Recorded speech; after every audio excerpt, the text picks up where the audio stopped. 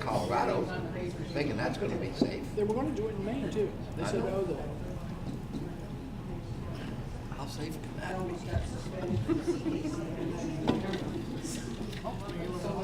you know something? Every single person lives by a philosophy. People don't know what the philosophy they're living by is. But they're living by it, whatever it is. Can you guys hear me?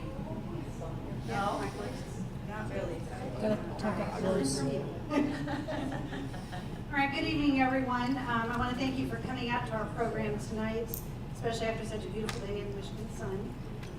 Thanks to everyone who supported our event tonight by buying raffle tickets. We really appreciate it, and we will be drawing for those raffle items at the end of the program. My name is Kathy Grimm, and I'm pleased to bring you this presentation on behalf of the NCAA Legislative Committee. Our committee was created back in 1997 and is the link between the AKC and the NCAA for issues involving local, state, and national legislation that has the potential to impact the Newfoundland breed. I'd like to extend a thank you to our committee members, Denise, I can never say your last name right, thanks, Debbie Dennison, Amy Davis, and a special thanks to Janice Anderson, who could not be here tonight, but did the lion's share of the work bringing this program to you. Frank Losi, our guest for this evening, fights the Humane Society of the United States in their unrelenting efforts to enact anti-dog legislation at the federal, state, and local level. Mr. Losi has had a great deal of success in his efforts, but one man cannot fight this organization on his own. The purpose of this evening is to raise awareness so that each of us becomes a voice in preventing bad laws from being passed to protect your rights to own, breed, and compete in the sport of the purebred dogs. Please join me in welcoming Mr. Losi.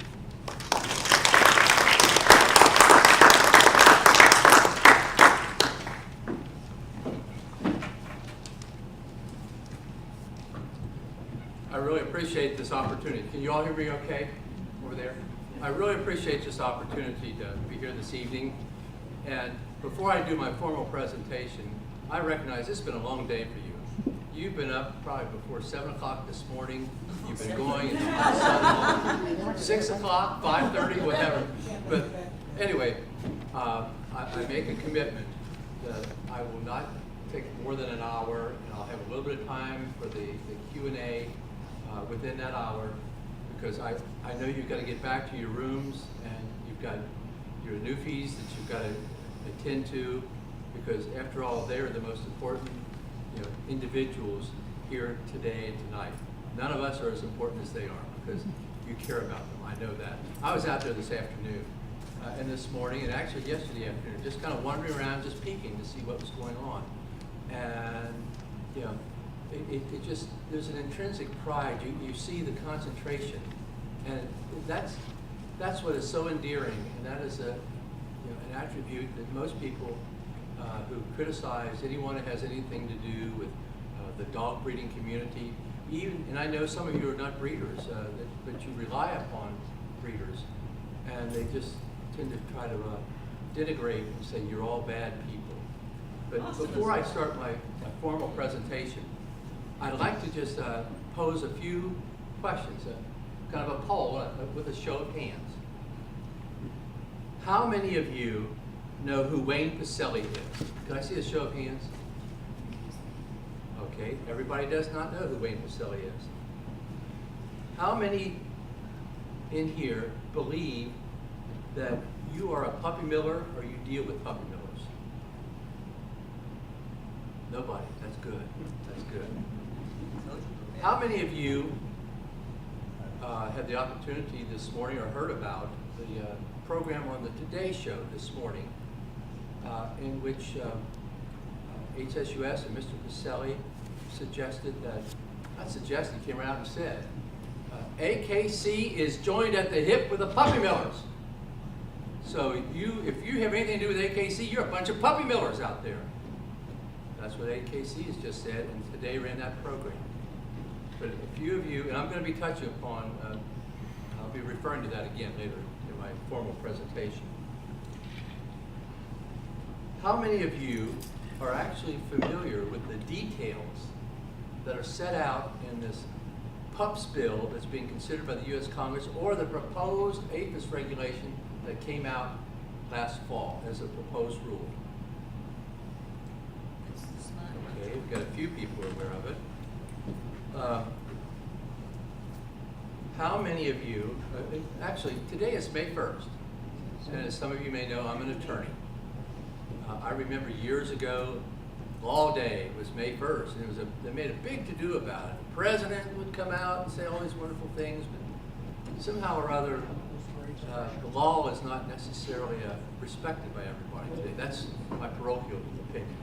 You know, in the interest of full disclosure, I am a licensed attorney, so you can pass judgment whether I'm a good attorney or a bad attorney. And you know, in my mind, there are some good attorneys. I'd like to think I'm a good attorney, but there's some bad attorneys. And there are some bad readers out there. There's some really, really bad readers, but they're just a small segment. But here, HSUS has finally gone to the point where I was talking about 3 or 4 years ago, saying, you know, to hobby breeders, I said, you know, they really consider you to be puppy millers. And I was told, no, we're different. We're not. Well, today, I think was a wake-up call for AKC and many people in the AKC community, because not only was it a wake-up call, but AKC just got picked up out of bed in front of the floor. And you know, I don't know how many of you know, for example, Sheila Goff. She's the legislative director for AKC, and this afternoon she sent me the AKC response to the Today Show. And if you get a chance to read it, you're going to realize that AKC is not pleased with how they were described on the Today Show. Okay, I got a couple more questions here. How many of you believe that it is wrong for a public charity, a tax-exempt public charity, to just disregard federal laws and not comply with laws like the U.S. tax code? I think just about everybody thinks that's wrong. You all just recently probably filed tax returns, so. But anyway, I have one other question. How many of you would be upset if you woke up one morning and you discovered that a PUPS bill was enacted, or the APHIS proposed rule was announced as the final rule, and as a result of that, you or the breeders that you rely upon now become known as commercial dog breeders, and they are subject to having a USDA federal inspector with no notice knocking on the door and saying, I'm here, let me in, I gotta inspect your dogs, I gotta inspect your house to see if it looks like a regular kennel. Because a lot of hobby breeders that you deal with, they kind of take care of their dogs in a house. And they're going to be told, well, you got carpet there in the living room. My God, there's carpet in the living room. You got to tear that out. You got to have a surface there that is compatible for what a dog kennel is supposed to be like. If all of a sudden you woke up and you found that out, would you be upset? Would you be concerned? How many would be concerned and upset?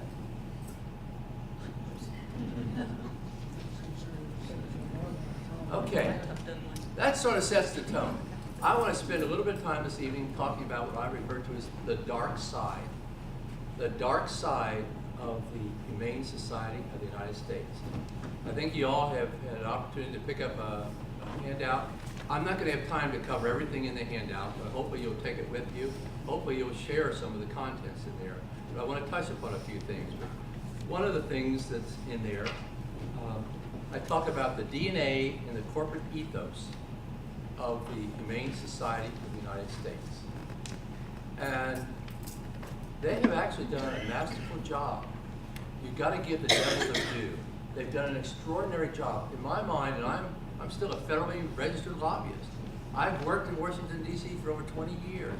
I know how those scurrilous lobbyists work. I was one, and I'm still registered as one. And just as there are a lot of good breeders, there are a few good lobbyists. I'd like to think I was in that category. And there are some that will just do whatever it takes to make their client happy. And the Humane Society of the United States,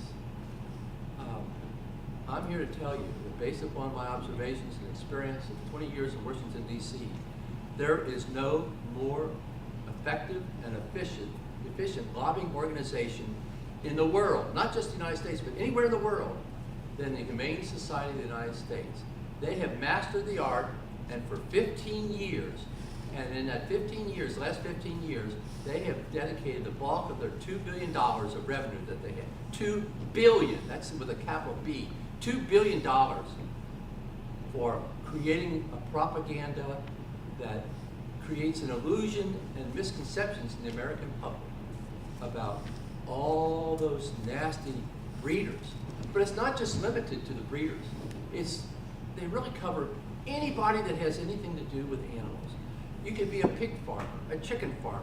You can raise cows. You can sell pets at a pet store. You can do many things. And you know, Frank Losi, in the interest of full disclosure, I'm none of those. I'm not even an elected politician who can be bought by HSUS. And they, by the way, they do through their lobbying organizations, subsidiaries, they spend millions of dollars not on the care of animals, but on paying and making political contributions. For example, here in Michigan, in the 2008, is there anyone from Michigan in here tonight? Okay. You may remember in 2008, there was a Congressman Mildenberg. HSUS didn't like him. And so through their lobbying subsidiary, they donated, according to records and documents submitted to the Federal Election Commission, almost $440,000 to defeat Congressman Mildenberger because they didn't like him. He didn't support the HSUS agenda.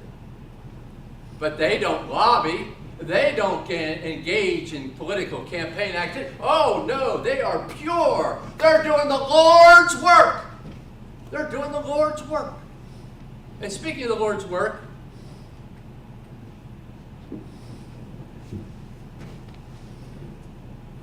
I want to quote from the Holy Bible.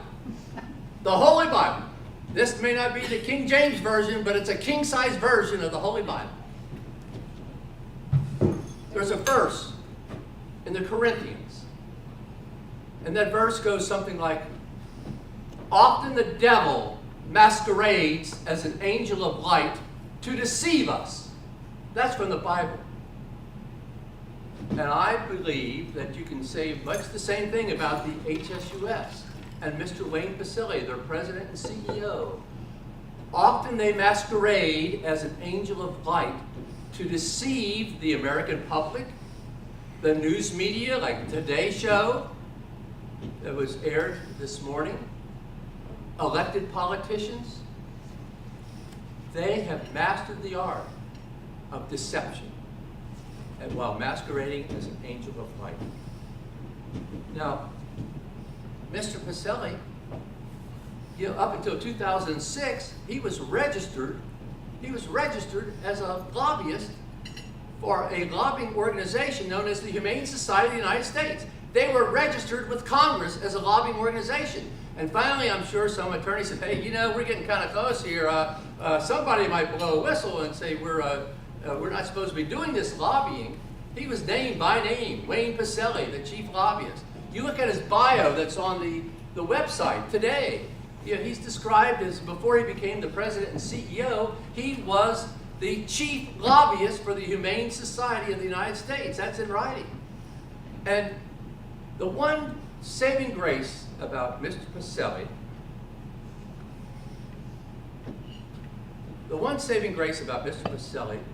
is that he's arrogant and he brags. Why are you in Washington now? Well, we're here lobbying radio. Yeah, they passed 1,000 laws in the last decade to be the highest. Why are you in Washington now? Well, we're here lobbying radio. Yeah, they passed 1,000 laws in the last decade to be the highest. That's Mr. Pacilli, his own voice. I refer to that as a confession. Why are you here in Washington? We're here lobbying. We have passed 1,000 laws in the last decade, but they don't lobby. And you know what the tax code says about a public charity, a tax-exempt public charity? It says you can do a little bit of lobbying, But excessive lobbying, too much lobbying, you can lose your tax-exempt public charity status. And then there's also something called the Lobbying Disclosure Act, which says that you're supposed to register if you're a lobbying organization and you do lobbying. Well, they were registered in 2006. What happened since 2006? Did they stop lobbying? No, he says we passed 1,000 laws in the last decade. I worked in Washington, D.C. I worked for shipyards that built the ships, the combatant ships for the Navy, aircraft carriers, destroyers, nuclear submarines. These are multi-billion-dollar corporations. I interfaced with members, other lobbyists who represented other multi-billion-dollar corporations. I'm standing before you and I'm stating unequivocally, there is no multi-billion-dollar corporation in America that could claim that they passed 1,000 laws in the last decade. They can't even claim 100 laws in the last decade. And yet, they don't lobby because they're doing the Lord's work. They're pure. They care about all those animals. They care. And speaking of lobbying, in the period of 2011 to 2000, beginning of this year, Mr. Wayne Pacelli, the chairman, the CEO, and the president, he was also registered as a state lobbyist in the state of Missouri. In the state of Missouri, as a state lobbyist. And, you know, I have reason to believe here, I cited from the Bible here, and I'm not a Bible coach person, believe me. I just did that for effect. I wanted to leave you with the idea that there is scripture about masquerading, what he does. But is it a coincidence or not? When he was first registered as a state lobbyist in the state of Missouri, the Missouri Ethics Commission, they list every lobbyist in alphabetical order, and they're numbered. And you know what his number was when he was first registered? 666, the mark of the beast. He's the Antichrist. And say he's registered. The state of Missouri documented it. Coincidence, baby. But what an extraordinary coincidence. And then he terminated his lobbying registration at the beginning of this year. Now, one of the reasons why I think that they probably started changing a lot of things, there's this guy named Frank Losi. He's a scurrilous individual. He does not like the Humane Society of the United States. It's a fluke how I ever got involved. You know, I'm not a breeder, and you know, let me take a minute or two to explain how I got involved. As I said, I'm working for a consulting firm that's euphemism for lobbying in Washington, D.C. Our primary clients were the shipyards and major suppliers. We actually did some representation for a supplier, a small company like General Electric, just little small companies. And a colleague of mine got a call from his uncle who lived in Missouri. He was a breeder. And he said, Rich, we got this crazy senator sanatorium from Pennsylvania. He's trying to put us out of business with his bill called PAWS. It wasn't enacted, but that was the bill being pushed back in 2006. And actually before 2006.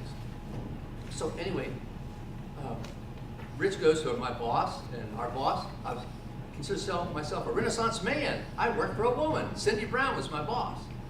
And he said, Cindy, my uncle wants to know if we could do something to try to see if we could block this bill that HSUS was pushing. And anyway, Cindy said, well, she wrinkled up her face and said, dogs? We don't do dogs, we do ships. And Rich kind of prevailed a little bit, and finally she said, well, do they have any money? Well, they don't really have a whole lot of money either. And finally she said, okay, just as an accommodation, this is in 2003, as an accommodation to you, just as a favor, don't make any long-term commitment. That's 2003. But we'll see what we can do till the end of the year. As fate would have it, Rich left a month later. And at our Friday morning staff meeting, Cindy said, does anybody know anything about dogs? She said, you know, I made this commitment. I honor all my commitments. And now we've got to have somebody out there to Missouri to help them. Is there anybody who knows anything about dogs? And finally she said, Frank, you used to have that damn Yorkie that coughed and farted all the time. You go to Missouri. That's how I ended up in Missouri, and that's how I ended up with dog breeders. And it was supposed to be a short-term commitment. And it's turned into a passionate cause. It's my Don Quixote quest to right rightable wrongs at the HSUS. I don't work for the company anymore. I retired about 4 or 5 years ago, but I'm spending more time on this cause than when I was working full-time getting paid. But it's driven by a number of things. One of it is, when I go out, and I've spoken in many different states to different groups. Many of them are commercial. There have been some hobby groups that I've spoken to. And what I've discovered is that breeders, the breeder community, they come from all different walks of life. Some are actually ministers. Many of them are nurses. For example, 3 of the last 4 presidents of the Missouri Pet Breeders Association are registered nurses. And when I first went to Missouri, I had a stereotype image. What does a breeder look like? And I thought, well, they probably wear bib overalls and got a hayseed, straw coming out of their mouth or whatever. And I get out there and I discover, and there was about 400 people in the audience, and there were 2 people in bib overalls. So I was right about 2 of the people. And there were 3 Amish couples. I'm like, Amish in Missouri? What the hell are Amish doing in Missouri?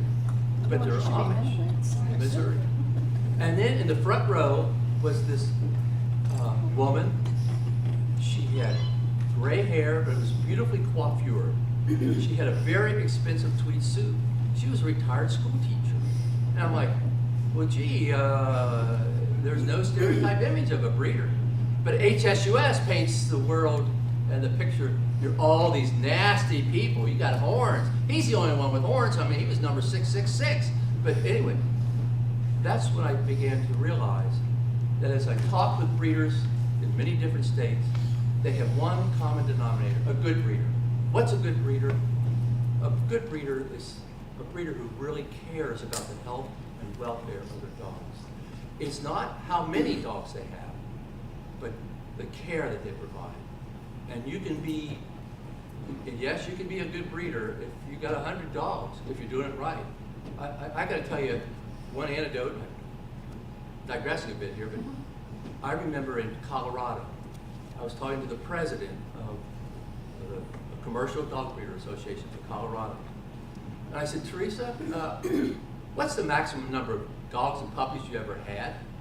And she said, well, we once got up to 300. I about dropped my jaw. 300?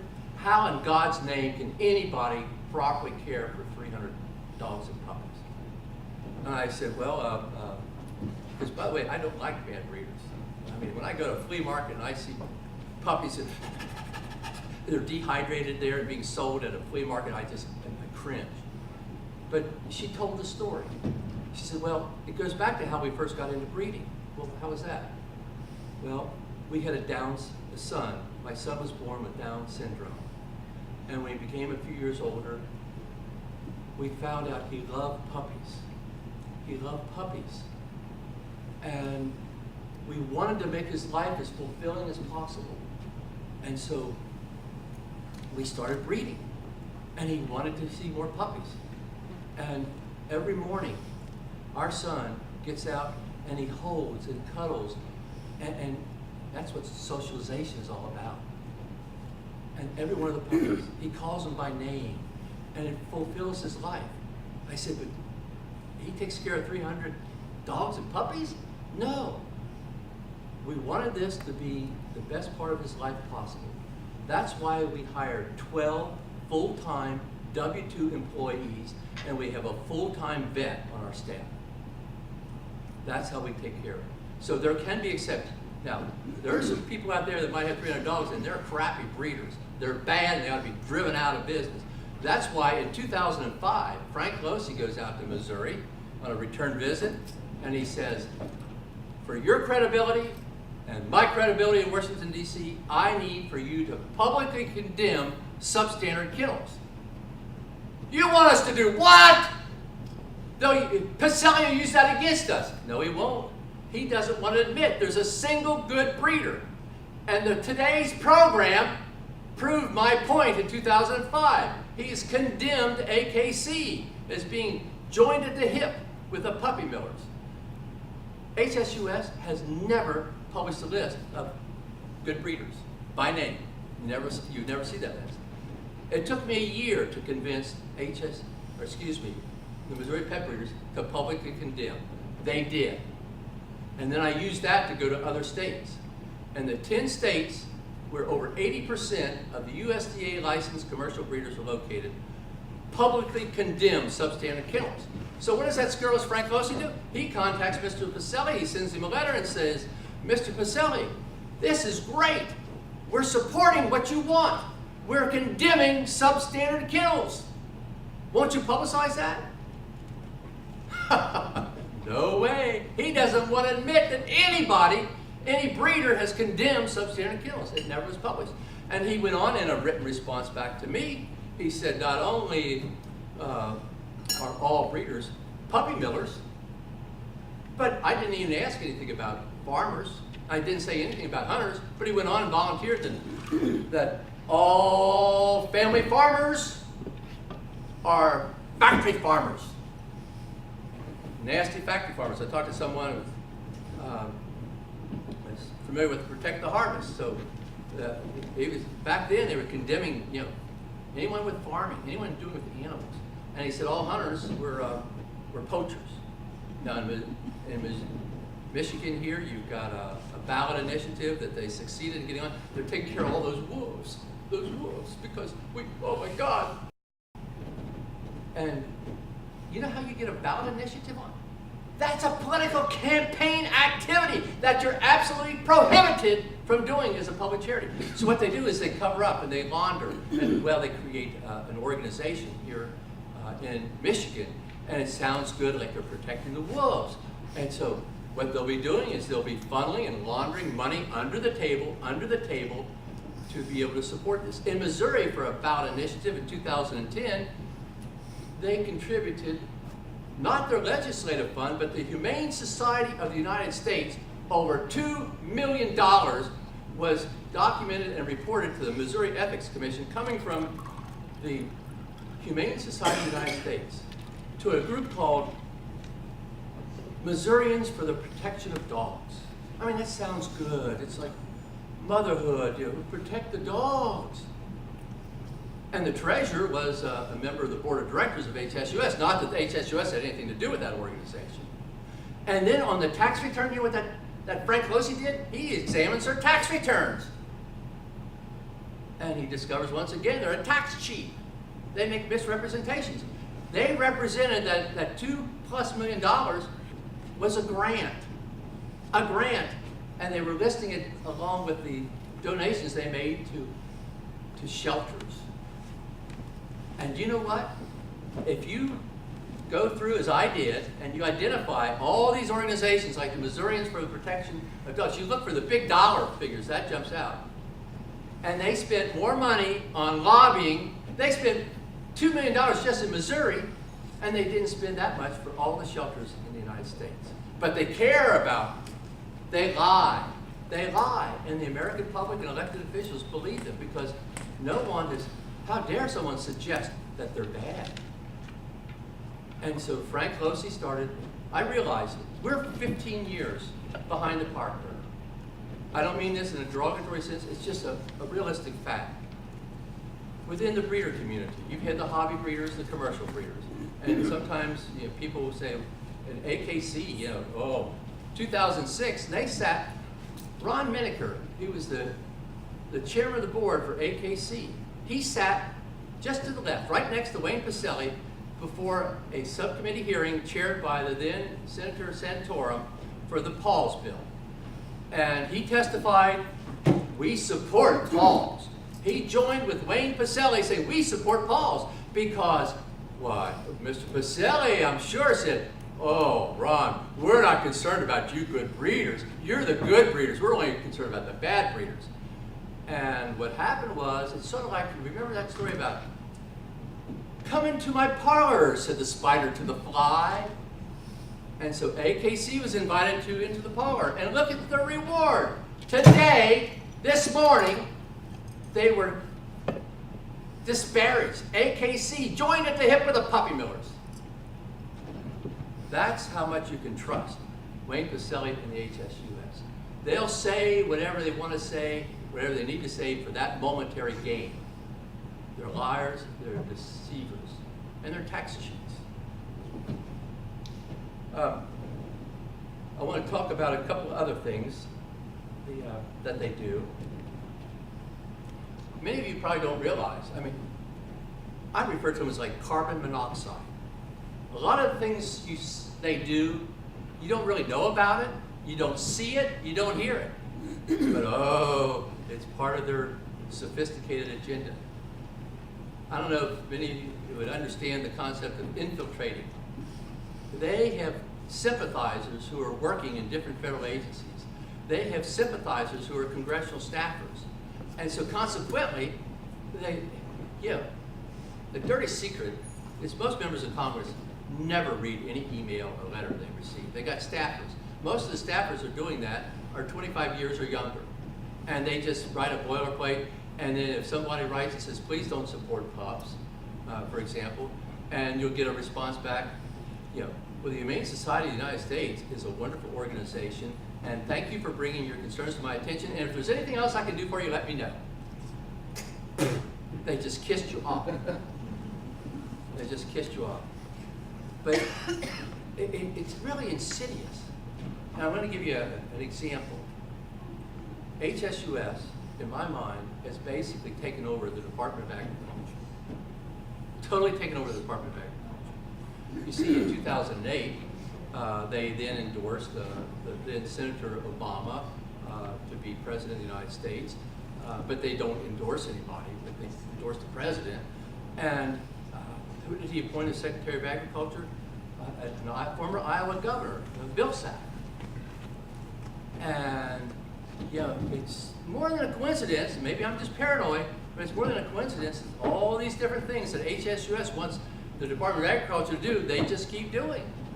And a couple years ago, there was a big IG investigation saying, USDA, you're not doing your job good enough against these breeders.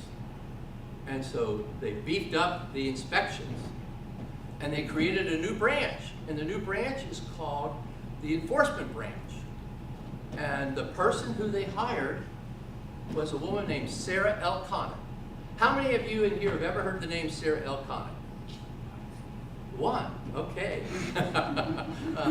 Sarah Elconin, you know where she worked before she became employed as the branch chief for enforcement? In other words, going after all people who come under the Animal Welfare Act.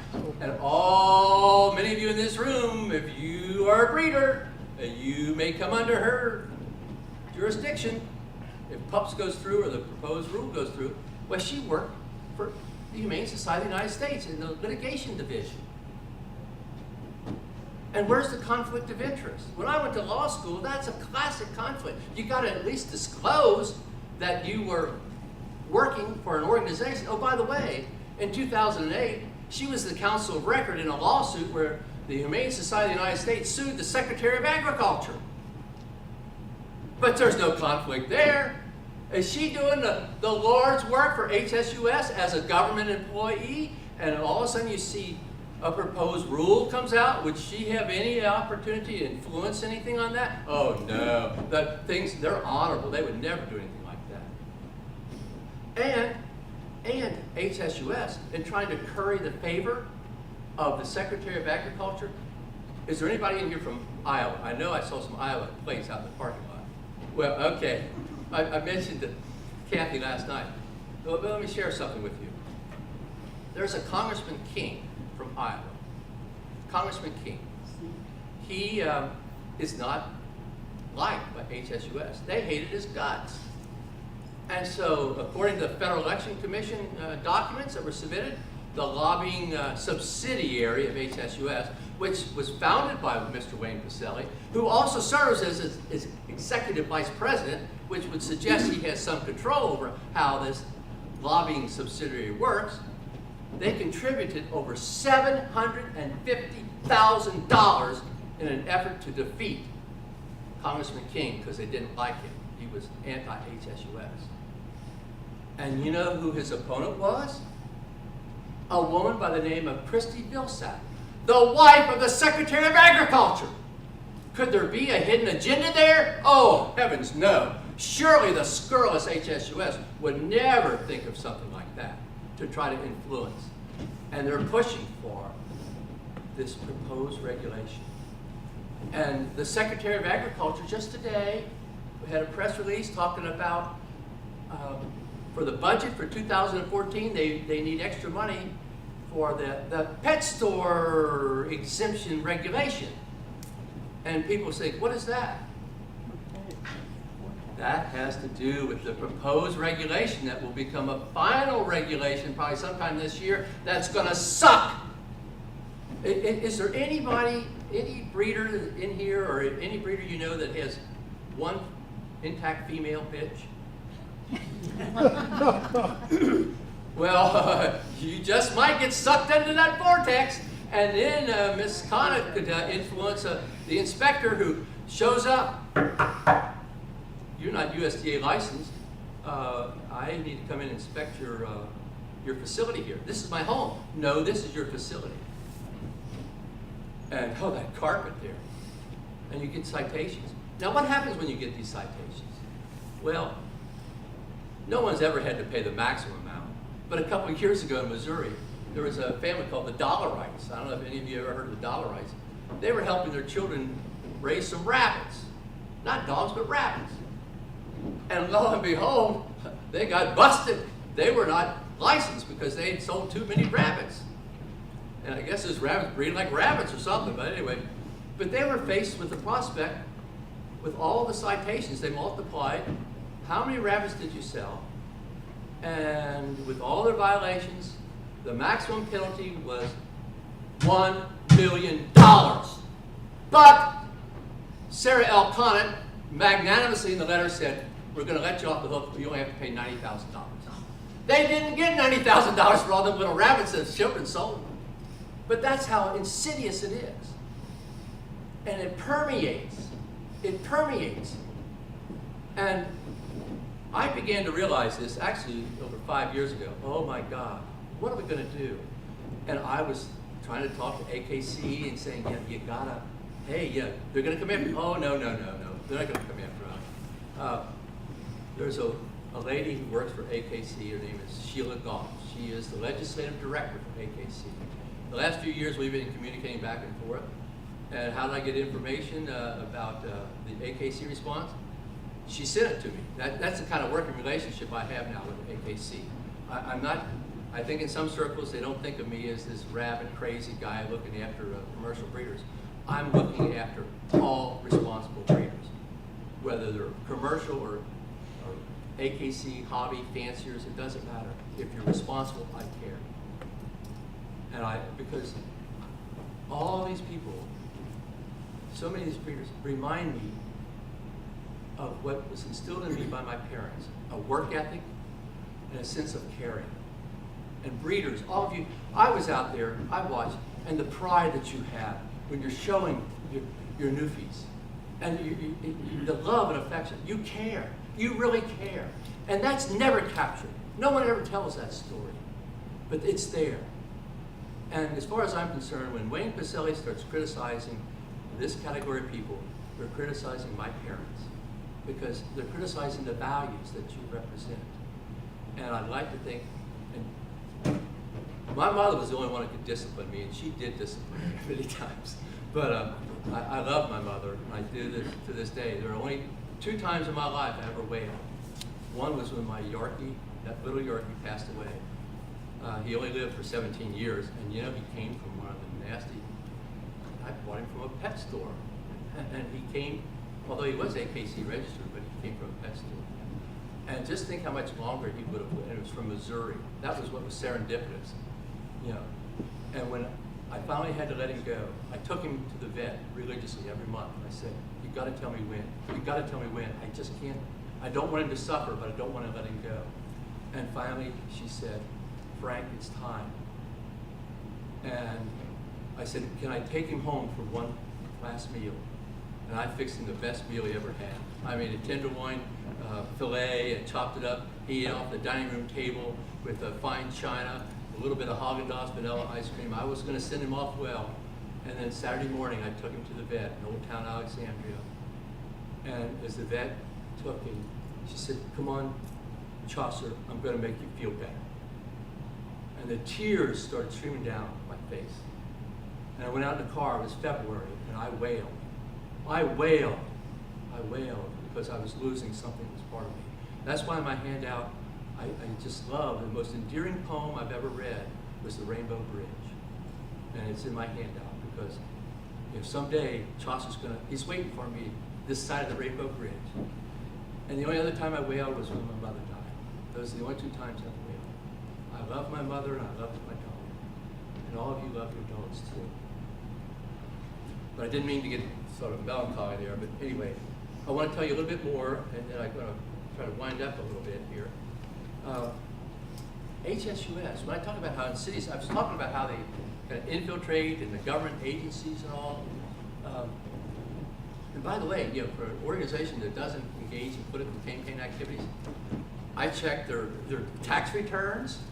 Of course, they started covering up when Frank Loesser started showing this up to and submitting this to documentation to the IRS. In the last 10 years, they have endorsed over 1,000 candidates for congressional offices. 1,000 candidates. And the IRS tax code says, thou shalt not do that. But they've only done that 1,000 times. And he's claims credit for 1,000 laws, but they don't lobby. So Frank Loesser has, over the last 4.5 years, almost 4.5 years, methodically started sending stuff to the IRS, document over 3,000 pages. 3,000 pages is a pretty big stack of documents. And most of the documents come from their tax returns and off of the website. They have lobby days all over the United States, and I download that. Every time Pacelli bragged about something about lobbying, I download that. And Mr. Pacelli, he knows who I am, and he responded to some of my correspondence in the past. On the back of my handout is a couple items that I call them my badges of honor. I mean, Mr. Pacelli, in the interest of full disclosure, I want you to know he does not like me. In there in the back is an email addressed to me from Wayne Pacelli, and he has described me as being dishonest, hostile to animal welfare, and that I am not an honorable person.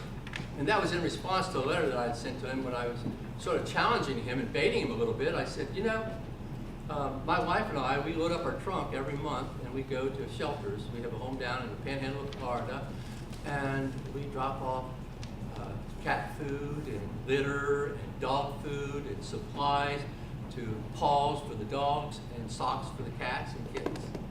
And I get these wonderful, nice little notes of appreciation every month. And I send him a couple of those also, just to dig a little bit. And I said, I spend a greater percent, it's not a great amount, but it's still a greater percent going to shelters than the percent that the HSUS donates to shelters.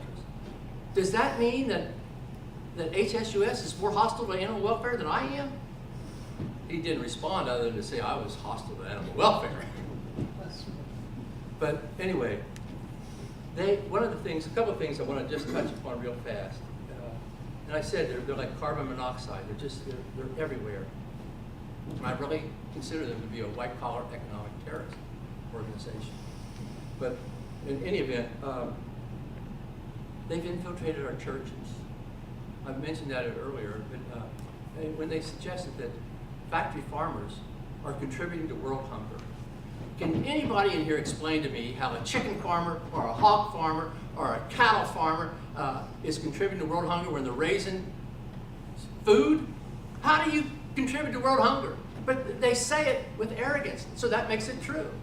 It's like a person I knew years ago. He said, I know it must be true because I heard myself say it before. So that makes it true. But anyway, one of the things that I think really galls me more than anything, it's one of the things, not the most. But about 3 or 4 years ago, they published a Humane Action Guide for Youth. And the targeted audience is K through 6. In other words, kindergarten through the 6th grade. They're targeting 5-year-olds to be lobbying shills. And in this guidebook, they tell a child as young as 5 years old, this is the telephone number, the 202 area code telephone number for the congressional switchboard so that you can call and ask to be connected with your state U.S. representative or your 2 U.S. senators, and then they got a little script that you can read over the phone when you talk. Now, are there that many 5-year-olds doing it? Probably not. But that's the targeted audience. Even schoolyard predators don't pick on 5-year-olds. They'll wait till they're maybe 10 or 12, maybe. But a 5-year-old, as far as I'm concerned, that's just absolutely unconscionable. Let a 5-year-old be a 5-year-old. They'll grow up. I grew up. Jeez. When I was 5 years old, I wasn't thinking about that. About the only thing I was thinking about was a soup pan and a soup spoon. I was banging on it. That was the cheap toy I had. But anyway, I want to close, get ready to close, because I told you, the sky's falling and the sky's falling. What are we going to do? What are we going to do about this? As a practical matter, I've been submitting calls to action the last few years. There are 27 members of Congress who have now at least responded. Not all of them, but 27. Let me tell you, it took some effort, but 27 is a critical mass. And some of them are not pleased with the fact that as many as 3 years ago, when they first raised the issues, and the IRS said, oh yes, we have an ongoing examination program of all tax-exempt organizations. And then one member of Congress said, well, how long does that normally last? 221 days was the average in 2011. It's been now over 1,000 days, over 3 years. And the ongoing examination, I think the ongoing examination is like the bridge to nowhere. It just doesn't, it never ends. And HSUS just is given a pass. But it was set the stage because now I know, because I've been dealing with some staffers of some of these members of Congress, not all 27, but 27 have done something more than just thank you for bringing this issue to my attention, and HSUS is wonderful, thank you, goodbye. But they have, there's some private discussion going on. And I know a gentleman talked to me about Protect the Harvest. I've shared a lot of this information with Protect the Harvest groups. But there are several members of Congress who are talking among themselves about a congressional oversight hearing. What's a congressional oversight hearing? Well, what can they do? Most of you in here are old enough to remember Watergate. And it started out with just kind of this crazy allegation, a break-in or whatever. And then there was an oversight hearing. And it just grew like a mushroom. And lo and behold, you had a president of the United States resigns, and 20 of his most senior advisors were convicted and went to jail. And it was the cover-up. HSUS is engaged in a cover-up. And this congressional oversight hearing could have the authority to call the IRS in and say, why are you giving them a free pass? Why didn't you heard the recordings? The IRS had one of those recordings almost 2 years ago, and they chose to ignore it. We passed 1,000 laws in the last decade, 2 years. Wouldn't it be nice to see someone grill a Mr. Wayne Pacelle? And wouldn't it be nice if Wayne Pacelle was so arrogant he started lying? Ooh, that's when you really get in trouble. Perjury before a congressional committee. Al Capone, ha ha ha. Anyway, that's one of my wishes. I can have wishes. But yeah, I want to point out that I'm asking you, there's in there a call to action. I crafted it. It's intentionally crafted. I didn't just, it took me a few weeks to craft it. And I'm asking you, each of you, to not only please take 15 minutes, 20 minutes at the most, send these emails in. Some of you are from states like California, and you might think, well, Boxer and Feinstein, it's useless. But numbers matter. And if you only get a few, and HSU knows how to orchestrate getting thousands, tens of thousands, sometimes hundreds of thousands. And a member of Congress says, I've got 5 that say, oppose pups, and I've got 50,000 that says support pumps. Duh, I want to be reelected. I'm going to take care of the 50,000. We've got to create a tsunami-like wave, and the timing is right to get results. There are people, members of Congress, who are talking about that. And if that can come to pass, it would be a news media event that the news media couldn't ignore. Maybe even the Today program would run a follow-up to the HSUS indictment of AKC. But I feel very passionate about this. I hope I came across as being a bit passionate. And, you know, part of it goes back to, I was an officer in the United States Air Force, and I got a commission through ROTC, and when I was commissioned as an officer, I raised my right hand and I took an oath to uphold and defend the Constitution of the United States against all enemies, foreign and domestic. Each and every time I was promoted, I took that same oath again. I took that oath seriously then, and I will take that oath to my grave, because I personally consider the Humane Society of the United States to be a domestic enemy of the American way of life. And that's why I'm asking you to please, you know, consider taking those few minutes, and then urge some of your friends, your relatives, your neighbors, other breeders to do the same. If we can create a tsunami-like tidal wave, there will be a congressional oversight hearing. I've worked in Washington, D.C. I've had some successes in my life, and this is the hard right, and it takes time to do the hard right. But if you do it the right way, the payoff comes at the end. And I want to also mention one final thing, and just about used up my hour, but I'll be available for some questions. And then if you want to cut it off, I'll stay around as long as anyone wants.